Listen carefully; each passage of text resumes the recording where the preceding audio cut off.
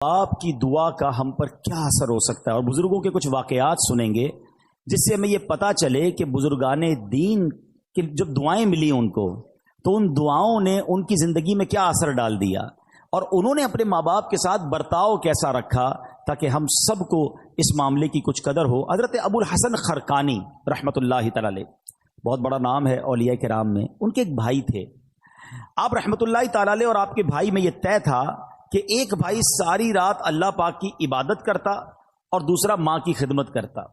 جب دوسری رات آتی تو ماں کی خدمت کرنے والا بھائی عبادت، اور عبادت کرنے والا بھائی جو وہ ماں کی خدمت کرتا۔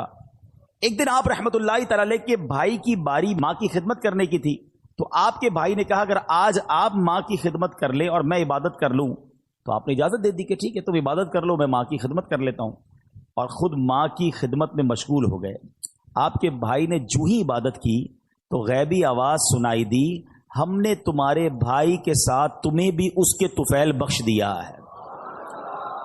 یہ سن کر انہیں بڑی حیرت ہوئی کہ یا اللہ، میں تو تیری عبادت کر رہا ہوں، بھائی تو ماں کی خدمت کر رہا ہے، اور ارشاد کیا ہوا کہ اس کے طفیل، تمہارے بھائی کے طفیل تمہیں بخش دیا گیا، تو یہ کیا وجہ ہے؟ میری مغفرت اس کے طفیل ہو رہی ہے۔ تو ندا آئی کہ ہمیں تیری عبادت کی حاجت نہیں، بلکہ محتاج ماں کی خدمت کرنے والی کی اطاعت ہمارے لیے باعث خوشنودی ہے۔ ہائے ہائے ہائے، ماں باپ کی جو خدمت ہے نا، وہ اللہ کی بارگاہ میں اتنا بڑا مرتبہ رکھتی ہے۔ سبحان اللہ سبحان اللہ۔ حضرت اویس کرنی رضی اللہ تعالیٰ عنہ، کتنا بڑا نام ہے، تابعین میں سب سے افضل تابعی انہیں کہا جاتا ہے، عاشقوں کے امام ہیں۔ سنو، ایک رات آپ کی والدہ آرام کر رہی تھی، محو خواب تھی، نیند میں تھی، آنکھ کھلی تو آواز دے کر کہا اویس پانی پلا دو۔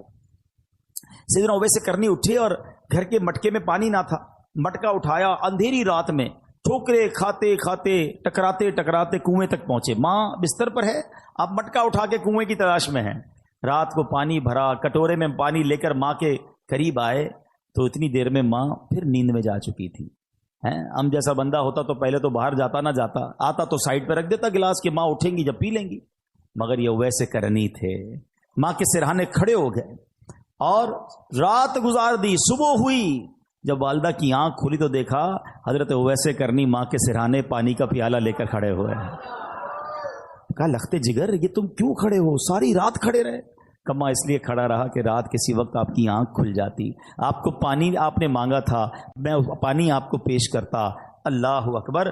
اب جب ماں نے اتنی فرما برداری دیکھی نا، دعا ماں کی سنو، ایسی ماں نے دعا کی کہ ماں نے کہا کہ یعنی آپ کے درجوں کی بلندی کی ایسی دعا کی کہ اللہ نے آپ کے درجے بلند فرما دیے۔ ہائے ہائے ہائے، دیکھو نا حضرت ویسے کرنی کا پھر نام کیسا ہو گیا۔ ایک اور بڑا نام حضرت بایزید بستامی رحمت اللہ تعالی علیہ۔ یہ بڑے بڑے نام والوں کا انداز دیکھو اپنے ماں باپ کے ساتھ کیسا تھا۔ ان کے ساتھ کیا ہوا کہ ایک رات اسی طرح والدہ نے پانی مانگا، پانی لے کر آئے، والدہ کو نیند آ گئی۔ اچھا، یہ بڑی ٹھنڈی رات تھی، سردیوں کی رات تھی، کہتے ہیں ماں کے سرانے پیالہ لے کر کھڑا ہو گیا، لیکن ہوا یہ کہ پانی جو ہے میرے ہاتھ پر جو گرا تھا وہ ہاتھ پر پانی جم گیا، یعنی اتنی ٹھنڈ تھی۔ ماں کی آنکھ کھلی، کہا اے بایزید کیوں کھڑے ہو؟ کہ ماں آپ کو پانی پیش کرنا تھا۔ جب پیالہ اپنے ہاتھ سے الگ کیا، تھوڑی سی خال بھی اکھڑ گئی، تھوڑا سا خون بھی بہنے لگا، کیونکہ پانی برف بن چکا تھا۔ اللہ اکبر۔ ماں نے بڑی دعاؤں سے نوازا۔ اسی طرح ایک رات والدہ نے ان کو حکم دیا کہ دروازے کا ایک پٹ کھول دو، لیکن رات بھر میں اس پریشانی میں کھڑا رہا کہ دایاں دروازہ کھولوں یا بایاں دروازہ کھولوں، کیونکہ اگر ان کی مرضی کے بغیر میں نے کھول دیا تو کہیں حکم عدولی نہ ہو جائے۔ ایک مرتبہ بایزید بستامی کی والدہ محترمہ نے آپ کو مکتب بھیجا، سورہ لقمان پڑھتے پڑھتے جب اس آیت پر پہنچے، انشکر لی ولی والدیک، اللہ اکبر۔ اس کا معنی پتہ کیا ہے؟ اس کا معنی بنتا ہے یہ کہ حق مان میرا اور اپنے ماں باپ کا۔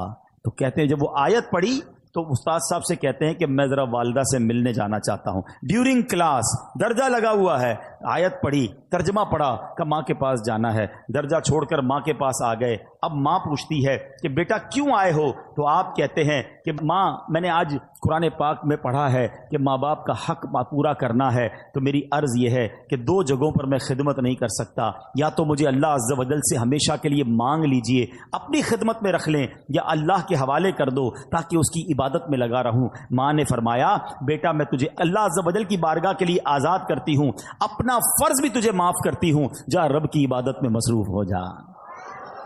یہ ماں کی خدمت تھی جس نے حضرت بایزید کو بایزید بستامی بنا دیا, اور وہ ماں بھی کیسی تھی جس نے اپنے حق معاف کیے اور بیٹے کو دین کے لیے وقف کر دیا. غوث اعظم رضی اللہ تعالیٰ عنہ, پیران پیر شیخ عبد القادر جیلانی بھی تو جیلان سے بغداد جانا چاہتے تھے. ماں سے کہا کہ ماں میں نے علم دین سیکھنے کے لیے بغداد جانا ہے.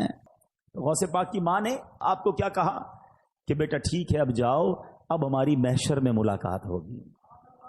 ماں نے ان کا حق معاف کر دیا کہ میری خدمت نہ کرو, دین کی خدمت کرو. کیسے ماں باپ تھے. اور پھر کیا نصیحت کی تھی کہ بیٹا ہر حال میں سچ بولنا.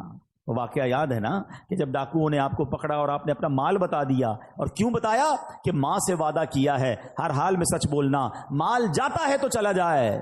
وہ ڈاکوؤں کا سردار رونے لگا کہ تم ماں سے کیے ہوئے وعدے کو پورا کر رہے ہو, میں بھی اپنے ویب سے کتنے وعدے کیے, میں کیوں پورے نہیں کرتا. پورے ڈاکوؤں نے توبہ کر لی اور مال بھی واپس لوٹا دیا. مگر یہ ماں باپ کی خدمتیں تھیں, یہ ماں باپ کی دعائیں تھیں. میں تحدیث نعمت کے لیے اپنے والدین کی ایک بات یہاں عرض کر دیتا ہوں, شاید اور والدین کو اس میں ترغیب ملے کہ الحمدللہ میرے دونوں یعنی امی ابو دونوں نے مجھے بہت پہلے کہہ دیا تھا کہ ہم نے آپ کو اپنا حق معاف کر دیا ہے, آپ جائیے دین کا کام کیجئے. کیونکہ میں بہت زیادہ ان کے پاس نہیں بیٹھ پاتا تھا, ٹریول کافی ہوتا تھا, سفر کافی ہوتا تھا, لیکن میں کبھی کبھی ان سے کہتا تھا کہ میں آپ کی اتنی خدمت نہیں کر پاتا. تو انہوں نے یہی کہا کہ ہم نے آپ کو اپنا حق معاف کیا, آپ دین کی خدمت کیجئے. تو اے میرے پیارے اسلامی بھائیوں, جہاں بچوں کو یہ حکم دیا جا رہا ہے کہ والدین کا ادب کریں, ان کی دعائیں